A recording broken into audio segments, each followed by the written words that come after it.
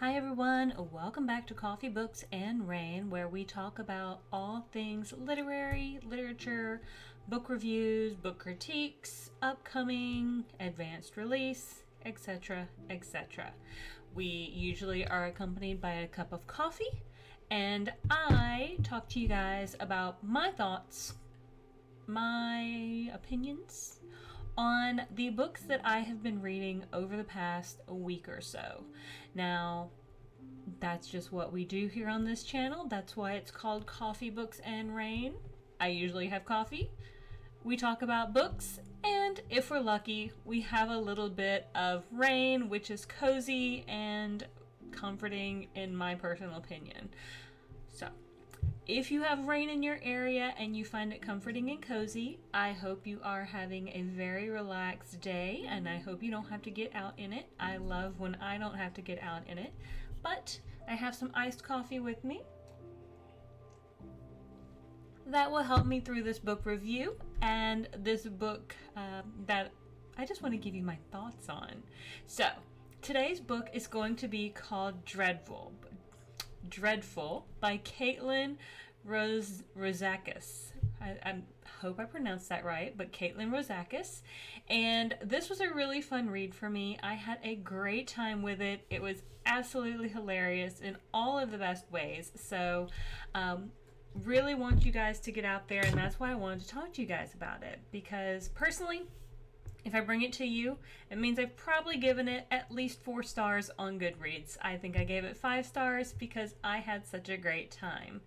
And it came out of nowhere. I liked the cover. It's red. It's a little whimsical. It's kind of this dark castle, but it's not like scary dark. It's kind of, I don't know. What's the bad guy on Dudley Do-Right? Kind of that kind of vibe. So, a little quirky, a little fun. And the greatest thing about this book is a guy wakes up, and he calls himself Gav, G-A-V.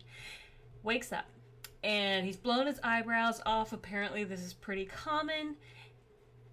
There's a little knock on his door saying, Master, Dark Lord, do you need me to bring like a bucket? Do you need help with the fires? And Gav, on the other side of the door, starts panicking because he has no memory of what's just happened. He really has no memory of anything whatsoever at all. He doesn't even at this point know his own name. He is struggle bussing hard. And so now he's got to fake it till he makes it. That's his ultimate goal, is how can I convince everybody that I am still me without actually still being me? And so he wakes up in this dark wizard's workshop, which is apparently his workshop, and he starts to kind of realize through the progress of the book that he has kidnapped a princess, that people are scared of him. He's incinerated a couple people. He does seem to employ / perhaps have prisoner a whole bunch of goblins in his workforce, and he's starting to realize, man, I was not a good person, whoever I was before this explosion. He also comes to realize that there is a dark wizard convocation coming to his castle in the near future, and he is supposed to host them for a very dark ritual coming up. This princess is supposed to be part of this dark ritual. She is supposed to be the sacrifice that they utilize. Well, he doesn't remember hardly any of this, and so he's just winging it as he's going along, and he's using a magic mirror to talk to some of the other wizards, and he's trying to kind of feel them out, seeing if he can suss out any sort of information. And honestly, along the way, he really kind of realizes that he's not super certain he wants to go back to being the person that he was. He actually kind of doesn't really want to be a bad guy too much. It's not easy being a good guy. Just as many of us know, sometimes it's not always the easiest thing to take the moral high ground, or even just in general take the high ground. However, he does find that people respond better to him if he does actually, I guess, take a little bit more care and consideration with what he seems to do. And so, what do you do when you've blown your eyebrows off and you're like, dang, I been a bad guy this whole time? And that's what he's living with. He does ultimately realize that somebody calls him by his dark wizard name, and he's like, man, who would name a kid that? And so he starts going by Gav, which is kind of the shortened version of that dark wizard name that he had. And he's trying to prevent all this bad stuff from happening, which is super fun. Those are just some of the things that I really liked about this book. Now, there are some really hilarious points where the goblins, they're still trying to get used to their new master's personality, because he has really done a 180 from where he was to where he is now, and they're not used to this. This is all new, so they're trying to cater to him in this new way when the old guy would have pretty much incinerated them on the spot. So he has this little goblin that's like his valet, who is super nervous all the time because, of course, his previous valet was more or less decimated completely. And it's just so cute because the little goblin wants to like do really good. He wants to do really great at his job. But how do you do that? How do you please a Dark Lord?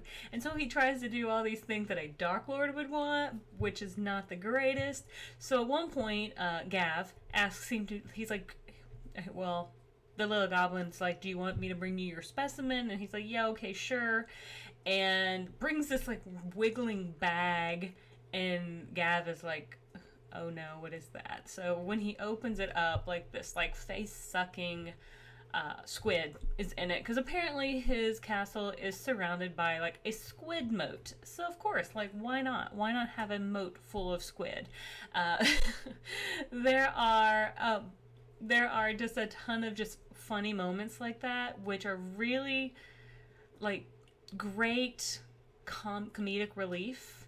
And it's really fun to just kind of like watch him try to figure out, well, how do I treat these people not just nicely, but just kind of humanely, even though they're goblins. Like, he doesn't really care that they're goblins. He just kind of doesn't want to eat raw meat all the time for dinner, and he doesn't really want to treat the village that's kind of in the shadow of his castle. He doesn't really want to treat them so badly. So he thinks of ways that still makes him seem like he's a Dark Lord, like an overruler, without actually being mean. So he still tries to put on a little bit of airs, which is all really just kind of an act, while still kind of helping them a little bit too.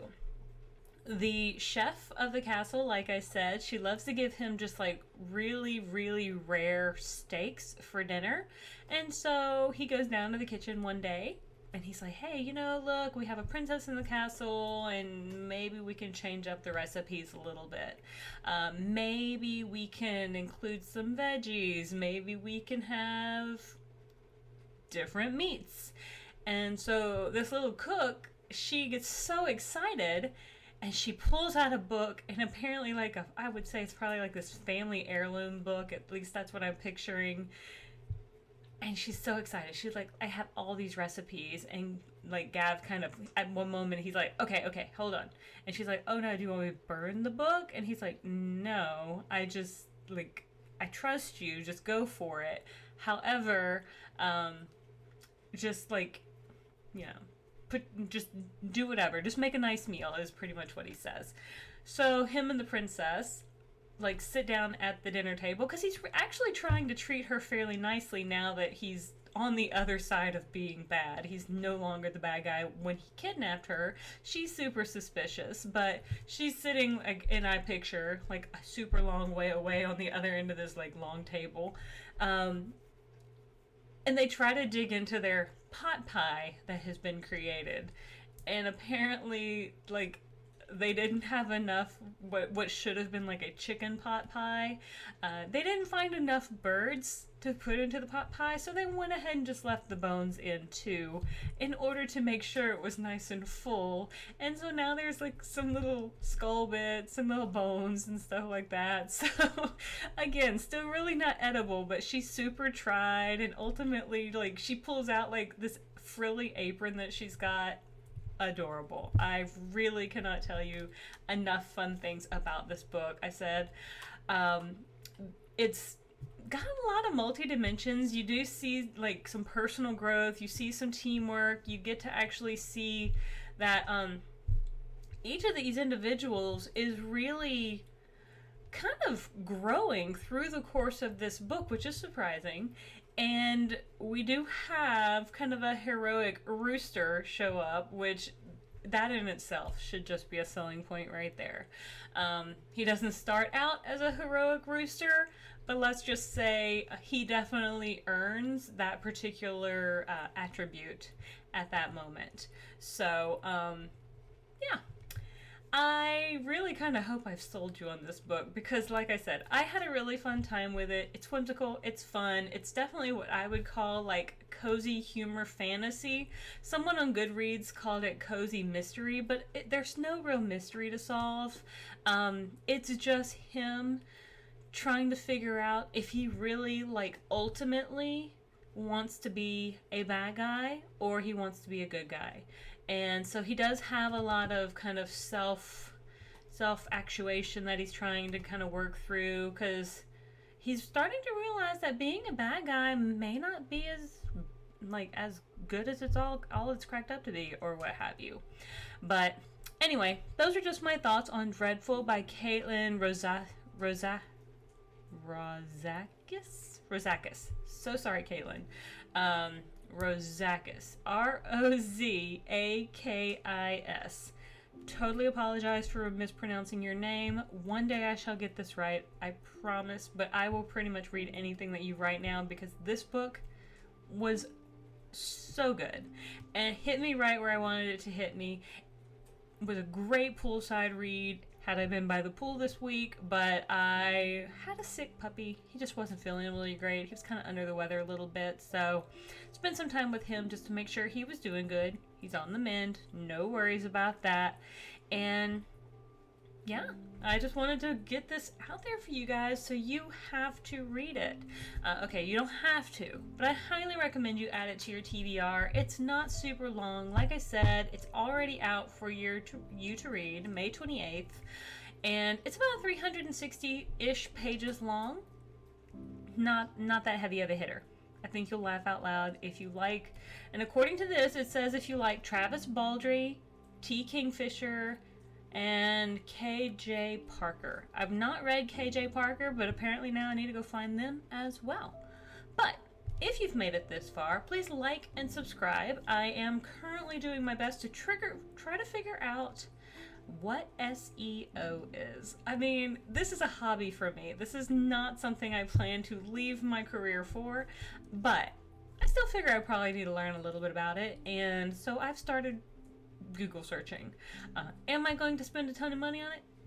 Probably not. Is it going to do very well? Who knows? But first things first is I'm going to ask you guys to like and subscribe, and then I'm going to ask you to please tell me your favorite genre of book or the favorite book that you've read so far this year down below. And thank you so much for joining me on this journey. I will see you guys on the next page. Have a great one. Bye.